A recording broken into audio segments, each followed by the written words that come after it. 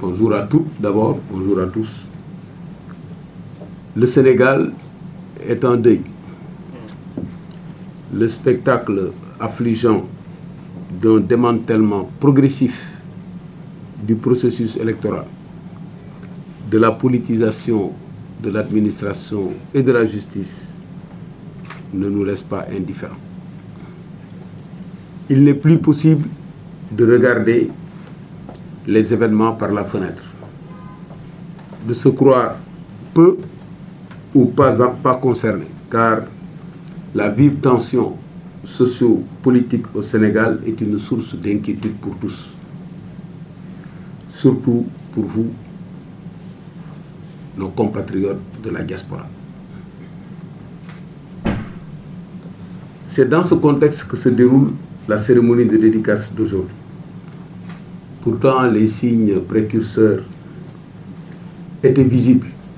Les alertes et avertissements assourdissants, mais la surdité à l'alerte a persisté. Les projets politiques, économiques et sociaux sont éclipsés par le brouhaha des combats de survie et de reconquête démocratique. La résistance contre l'instrumentalisation de la justice, contre les adversaires politiques, les règlements de compte et la mauvaise gouvernance. Excédé par les flagrantes et constantes atteintes aux droits et libertés, le peuple contraint et forcé s'est soulevé, malheureusement, dans la violence, avec son cortège de morts et de dégâts matériels. Dans ce contexte, comprendre est une exigence. Comprendre ce qu'il s'est passé est un premier pas vers la recherche de la paix, vers la recherche de solutions porteuses de sérénité. Ce sont là les préalables pour construire le Sénégal du futur. Que nous est-il donc arrivé au Sénégal? Après avoir entretenu pendant plusieurs décennies l'image d'un pays stable et démocratique, nous voici dans le lot des pays qui doivent répondre à la question suivante. Comment en êtes-vous arrivé dans l'antichambre du basculement? Pourtant, ce n'était pas une simple image d'Épinal. En effet, malgré les soubresauts périodiques et les craintes pré- ou post-électorales, le Sénégal avait toujours tenu bon, grâce à la maturité de son peuple et à l'implication active des régulateurs sociaux. Pourtant, à y voir de près, il est aisé de constater qu'on assiste à la fin d'un cycle marqué par le fait que le standard politique sénégalais a atteint ses limites. Découvrant le paradoxe sénégalais et appelant la construction urgente d'un autre Sénégal avec une meilleure prise en compte des préoccupations de la jeunesse. C'est quoi la fin du standard politique? Ce standard est caractérisé par un calme apparent, superficiel, une vitrine éblouissante qui cache mal les lames de fond que sont les reniements, la transhumance, les règlements de compte, la corruption et l'inertie. Les victimes sont nombreuses. Certaines sont célèbres, d'autres le sont moins. Mais les douleurs et souffrances ont émaillé l'histoire politique du Sénégal, ont brisé des familles, des vies, des cœurs, et que sais-je encore. Les régimes politiques successifs ont enregistré des cas de recours aux institutions pour des exécutions politiques. Du président Mamadou Dia et ses amis au président Ousmane Sonko et ses partisans, en passant par les militants de la gauche indépendantiste anti-impérialiste, la presse indépendante et la jeunesse résistante. Aujourd'hui, ce standard a atteint ses limites et aucun combat ne sera désormais différé. la cassure est devenue flagrante. Deux mondes se côtoient. Celui de l'arrogante abondance qui émerge et jouit, et celui de la pauvreté chronique qui sombre et sanglote. Aujourd'hui, la cristallisation de féroces contradictions a craquelé la vitrine nommée Sénégal.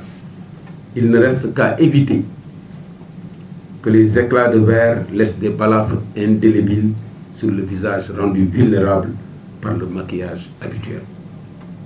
Pour ce faire, il convient tout d'abord de démaquiller le Sénégal.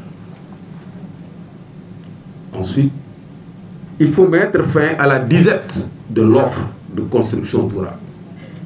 Ce manque de perspective a nourri un désespoir de la jeunesse et de la société civile, a donné des ailes aux jambes du départ vers l'inconnu par des voies périlleuses et incertaines, a engendré une radicalisation de la contestation sous des formes incontrôlables et a créé un besoin urgent de changement perceptible.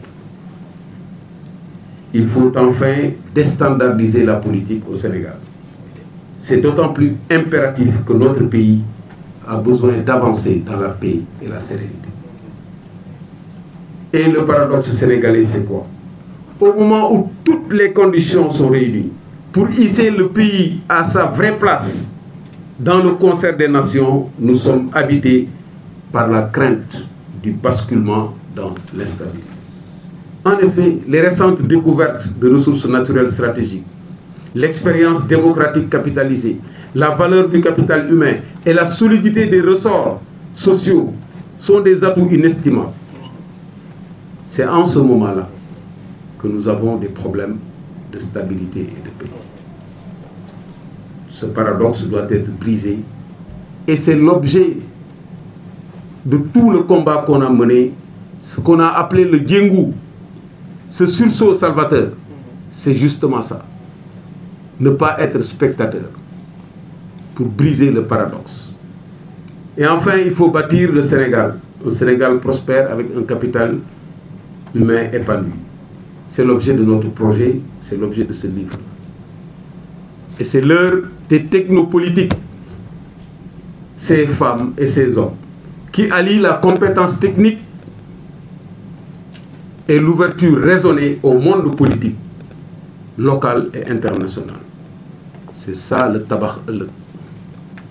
C'est ça le sens de cet ouvrage. Au-delà du Sénégal, c'est une exigence africaine.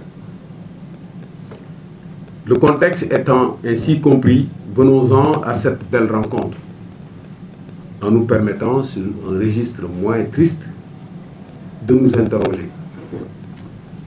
Que dire après avoir ressenti la douce joie de retrouver des visages et des cœurs dont je peux relater au moindre détail les expressions et les battements que le temps, même lointain, est incapable d'altérer. Dans cette salle, j'ai remarqué des présences qui m'honorent vraiment.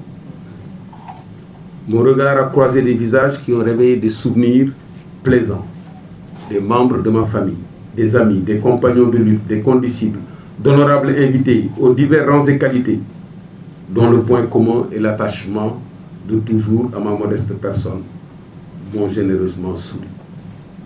J'en suis ravi. Au-delà de mes connaissances personnelles, comment remercier à la juste valeur celles et ceux qui, sans me connaître, ont décidé de faire le déplacement, parce qu'encouragés par l'exposé que nous faisons de nos convictions. Que dire de la peine de chacun, que chacun d'entre vous s'est donné pour être présent à mes côtés aujourd'hui, laissant en rade d'autres engagements ou préoccupations plus bénéfiques pour eux et leurs familles. Je sais que certains d'entre vous viennent de loin. Oui, de très loin. Que dire du privilège que j'ai de recevoir mes compatriotes africains d'autres pays qui nous suivent, nous soutiennent et surtout m'ont fait l'amitié d'être parmi nous ce soir. Que dire devant tant d'efforts et d'une si belle mobilisation depuis plusieurs mois pour donner corps à cette rencontre entre l'offre d'une nouvelle voie pour sortir le Sénégal des sentiers battus et la demande d'une vie meilleure et d'un avenir radieux pour les générations futures. Que dire du sincère regret? Le regret de ceux qui n'ont pas pu faire le déplacement, parce que retenus pour diverses raisons, ou qui ne peuvent même pas regretter leur absence, parce qu'ayant changé le monde, nous laissant la tristesse infinie. Je distingue parmi eux mon défunt père à qui j'ai dédié cet ouvrage, à ma mère à qui j'ai eu le plaisir de dédier le premier exemplaire de l'ouvrage. Je souhaite longue vie, ainsi qu'à toutes les mères.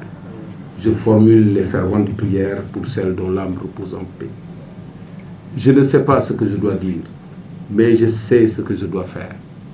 Prier et vous remercier. D'abord, prier pour que l'ouvrage qui nous vaut cette cérémonie et dont le titre « Construire le Sénégal du futur » est déjà une imploration, soit une pierre angulaire pour un autre Sénégal qui nous éloigne des maux qui nous attreignent et nous inquiètent. Dieu seul sait qui le portera et quand, qui transformera les propositions qui y sont contenues en réalité palpable. Prions ensemble pour que le cap ainsi tracé soit béni par Dieu, accepté par la raison et par le cœur des Sénégalais. Ensuite, je vais tout à l'heure sacrifier à la tradition de l'autographe pour célébrer l'occasion que j'ai aujourd'hui de retrouver beaucoup d'entre vous, après mes absences et les leurs, en trempant ma plume dans les larmes de joie de mon cœur pour griffonner quelques mots exprimant un aperçu de l'attachement que j'ai pour eux. Avant cela, il convient de donner un aperçu du contenu du livre. L'ouvrage fait la proposition du changement de cap avec une transformation structurelle de l'économie à travers l'exploitation judicieuse des ressources naturelles pour bâtir un Sénégal prospère, une prospérité ressentie par tous comme la température ambiante. L'ouvrage fait la promotion d'un capital humain épanoui à travers une prise en charge complète par l'État de l'éducation et de la santé, ainsi que de la valorisation de la diaspora. La mise à niveau de toutes les infrastructures et le réaménagement du territoire y sont envisagés.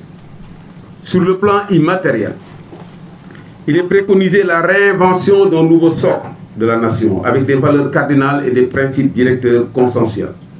La restructuration de la citoyenneté, la dépolitisation de l'administration et de la justice. Bien évidemment, il doit être mis fin au désordre qui s'est installé dans notre pays, sous notre regard, parfois complice, souvent impuissant.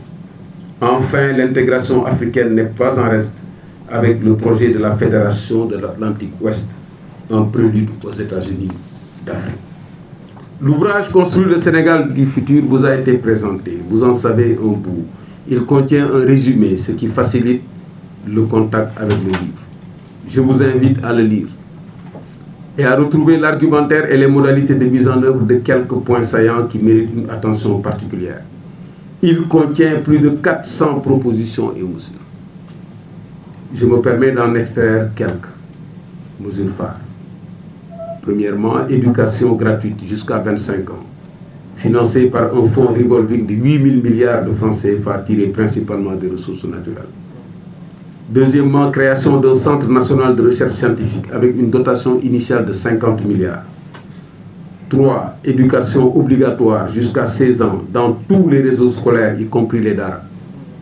4. Droit au revenu minimum à partir de 17 ans, supporté par le Fonds de solidarité MBEL. MBEL en Wolof, c'est les ressources naturelles en français. Rattrapage médical, 5. En 5 ans, avec une inscription budgétaire de 1000 milliards par an. 6. Transformation industrielle des produits agricoles, de l'élevage et de la pêche. 7. Prix du kilogramme d'arachide à 500 francs, barigo djouni.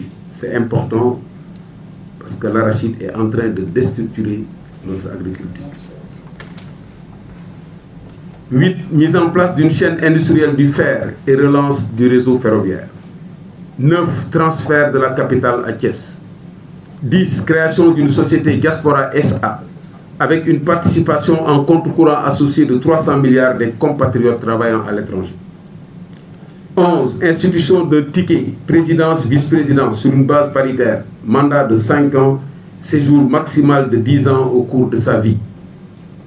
12. Gouvernement de 15 membres, 36 directeurs généraux choisis sur appel à candidature et 9 secrétaires d'État. 13. Remplacement du Conseil économique et social de 120 membres par le Conseil d'orientation économique et sociale de 25 membres. 14. Remplacement du Haut Conseil des collectivités territoriales de 150 membres par le Conseil supérieur des collectivités locales, des collectivités territoriales de 15 membres. 15. Financement des infrastructures à hauteur de 4 000 milliards à partir des ressources naturelles et du partenariat public-privé. 16. Institution d'un cordon sécuritaire aux frontières autour des sites sensibles et pour la protection des biens et des personnes pour un montant de 26 milliards. 17. Réforme de l'artisanat et création de l'Office sénégalais de l'artisanat doté d'un montant de 350 milliards. 18. Réforme du tourisme, réduction des coûts, rationalisation des produits touristiques, réorganisation, relance de la promotion, ce qu'on appelle les 4 R. Réforme 19. Réforme de l'industrie culturelle, patrimoine, production, produits culturels, promotion culturelle, les 4 P. 20. Promotion de la Fédération de l'Atlantique Ouest entre la Gambie, la Guinée-Bissau, la Guinée-Conakry et le Sénégal. Il est temps de conclure. Je remercie tous ceux qui se sont mobilisés et ont contribué sous toutes ces formes à la réussite de cette cérémonie. À ceux qui me cachaient leur soutien précieux, je voudrais leur faire savoir que je suis au courant. Ils ont été dénoncés. Il y en a qui m'ont soutenu, je ne savais pas. Je dis, mais il faut faire ça. Il dit, c'est fait. Qui l'a fait? Personne. Les gens qui ont fait exactement la même chose que la cérémonie qu'on avait organisée à Dakar. Je ne sais pas comment ils ont fait, mais ils ont mis tout en place en se cachant. Mais comme on a toujours des whistleblowers qui nous disent ce que les gens font, nous vous en remercions. Je remercie tout le monde, en particulier les militants de France du PCS Diengu Tabakh. Je voudrais réserver une mention spéciale à Mme Noguembay, à M. Ousmane Dem, dit Gladiateur, je pense que c'est son nom le plus connu, certains d'entre nous, Doudou Diallo, Timera et d'autres. Je n'oublie personne. Je remercie tous les représentants des partis politiques de la plateforme de F24, dont mon homonyme Aboubakar Benjelou. Enfin, je remercie les bons amis qui se sont évertués à corriger mes excès et mes maladresses, qui ont chassé les coquilles et incertitudes repérées avec rigueur dans l'ouvrage et dont les encouragements m'ont vraiment aidé. Ils se reconnaîtront. Il y a particulièrement 2 personnes. Chaque fois que je leur envoyais ce que j'ai écrit, j'étais complètement découragé. Ils m'ont corrigé tout. J'ai dit, mais vraiment, ces gens-là sont incroyables. Mais finalement, ça m'a permis d'améliorer le livre. Il y en a un en particulier qui m'a suggéré de faire le résumé. Il me dit, fais le résumé du livre. C'est tellement intéressant que si vous laissez comme ça, les gens peut-être ne vont pas tout lire. Mais en lisant le résumé, qui est de 7 pages, vous avez une idée de tout ce qui a été. C'est un de mes amis qui me l'a... Il doit être dans la salle, je ne l'ai pas vu. Mais c'est lui qui me l'a suggéré. Je les remercie. Pour ma part, je vous ai vu et reconnu. Je vous apprécie. Je vous aime. Merci de votre aimable attention.